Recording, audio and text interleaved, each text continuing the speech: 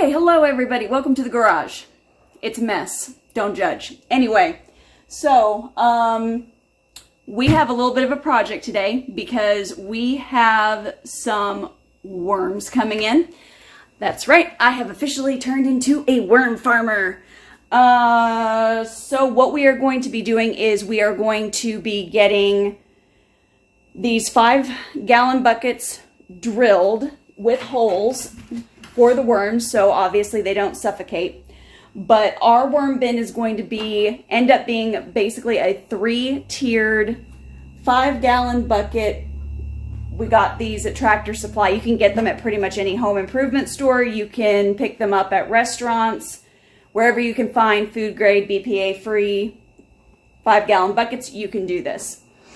So what we are going to do on 2, because it's going to be a 3-tier, so the bottom one you leave intact. Then the next one you put holes into. So we need holes up here around the top for air circulation. Down here we need holes for drainage because there's going to be some worm tea that's going to be draining out of this bucket where the worms will be into our bottom intact bucket. And then we're going to do one more so that when they start breaking all of the food scraps and the brown matter that we put in this one, what they will do is they will work their way up into the top 3rd bucket. And once they have fully moved up into that bucket, you take the middle bucket out, and that's where you get your worm castings and your compost. Okay? So I'm going to go on ahead and I'm going to put you guys on hyperlapse because this is going to be a noisy business. And I'm going to start drilling these buckets. We're going to be doing 3 of these worm tier bins or buckets, whatever you want to call them. So that will mean 6 of them I will need to drill air holes and drainage holes in the bottom. All right, I'm going to put you on hyperlapse and I'll see you in a bit.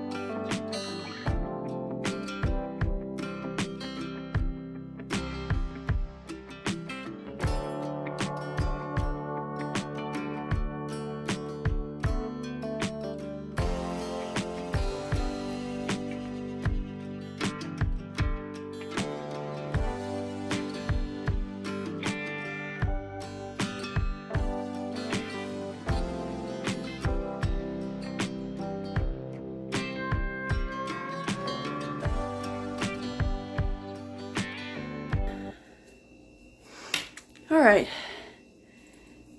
it's a little hot, although my heat tolerance after the plague hit has not been great. So I am going to go on ahead and get cleaned up. I don't know if I mentioned this at the first part of the video or not, but I'll go on ahead and mention it here just in case. Sorry. Mother's trying to call. What was I going to say? Right. Okay, so this is going to be a multi-day vlog. So you are going to see multiple outfit changes. Okay, so I'm going to go on ahead and sign off for this evening. Recap. We got 6. Whoop whoop. All done. Tomorrow we will be filling the bins with what the worms need to make themselves at home, and then the following day we will be filling them with the worms. And I'll be showing you what we're going to do from there. Okay?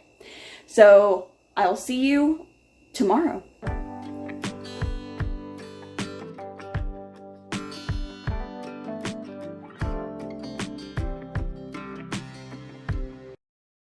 Well, hello everyone.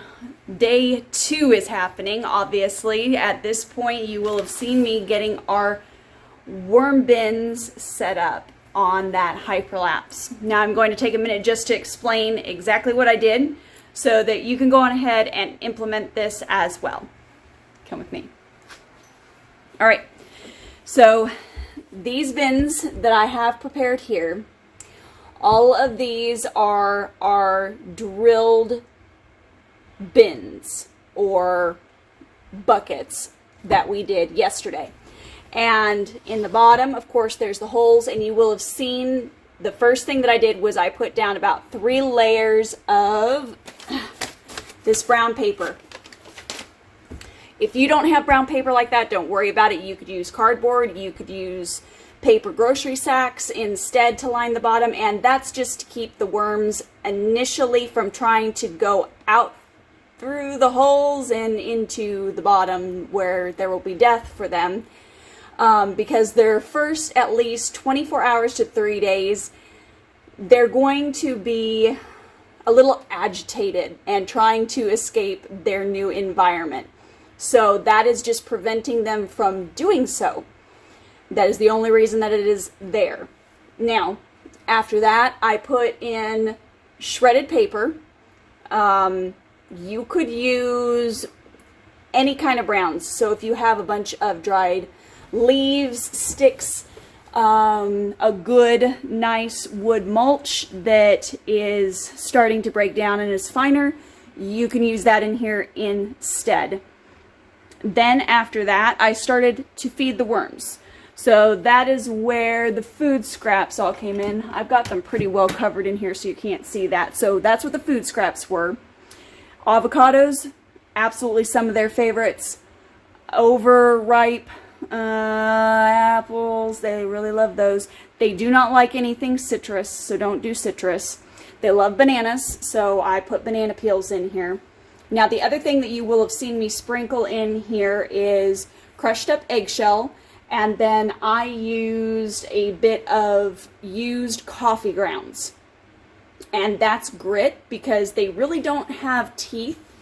And the way that their stomachs are, they need the grit in order to break things down in their little digestive systems. So, what else did I put in there? Oh yes, and then we had ordered some worm food. So that isn't necessarily necessary. Under these circumstances, we decided to go on ahead and just get it and make sure that they had a paper. They had a nice, healthy start. So that's the only reason that we got that. We won't be using it long term, obviously. We will be feeding these bins with our food scraps from here in the house and using that. But we just wanted to give them a really good start, especially since we were ordering them in the middle of summer. It's really, really hot outside and yucky. So we knew that when they came, they were probably going to be under a little bit more stress than otherwise. Then we put compost on top of all of that. And in the midst of this, you will have noticed that I was spritzing down the paper. Obviously, worms like to be in a nice, dark, moist environment, so that just kind of aids in the breakdown and hopefully will make them feel a little bit more at home in our bins. I've done a lasagna of that, so we've gone up twice, and the primary reason for that, you definitely want to do that with red wrigglers, but we also got a European variety, and we are going to be putting the Europeans in only one of the buckets. Well, one bucket is an experimental bucket with only Europeans in it. The other buckets, they're going to have the red wrigglers and the European in them. So I'm going to go on ahead and I'm going to add these bad boys in here. And give me just 1 second to get you set up so you can watch it. Okay, here we go.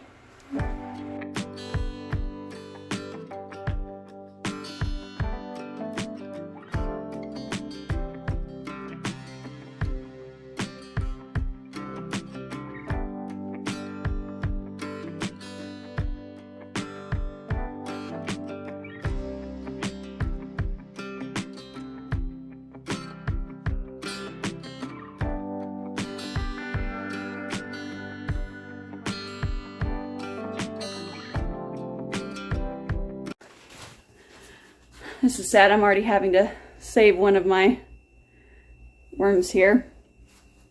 All right. Somehow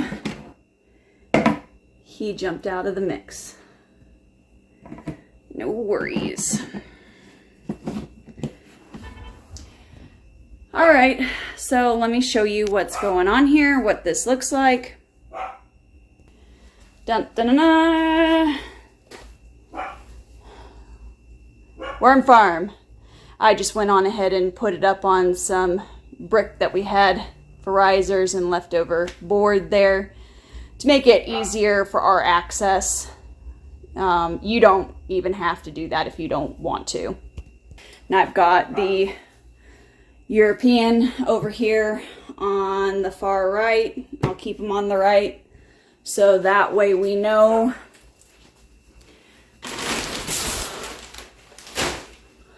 for sure what they are. But that's it, guys. That's literally all I did to start this worm farm. So I hope you enjoyed the video. If you have any questions, please feel free to leave them down below in the comments section, and I will try and answer them as best I can. If, however, you want to know more about worm farming, want to deep dive down into it, go on ahead and head over to Hey It's a Good Life. I will put a channel link to Natalie down below. She's also on Instagram. But go on ahead and check out her info because she does everything worm farming. And she knows her stuff. She has a worm course that you can check out on her website. I will try and provide all those links down below for you guys. So I'm going to go on ahead and end this vlog. Guys, as always, keep it simple, natural, and essential, and I will see you on the next video. Bye. And of course, now that I'm ready for bed, I just remembered that I forgot to explain something to you guys, because you would have seen me drilling 3 extra buckets. Here they are. They do not go in immediately. They go in after these guys have turned everything that I have put in these bins to compost. I do the exact same thing that I did in this bin as far as browns, which will be the paper, the shredded paper. I'll put avocado, bananas, apple, probably carrot, whatever I have on hand in there to feed them. Put some grit. So whatever you have, coffee grounds, eggshells, combination of the two like me. And then what they will do is in this bucket, because those other 3 buckets have holes in the bottom and there's nothing else for them to consume down there, what they'll do is they'll go up to the next bucket through the holes and they'll make themselves at home. And once they have fully moved up into that top bucket, I'll take out this middle bucket and separate out either the worm castings or leave them in and fully use the worm castings and compost that they have created together. All right, so a little bit of an addition there, but kind of needed to know it. So I'm going to go on ahead and sign off once again. Okay, guys, keep it simple, natural, essential. I'll see you later.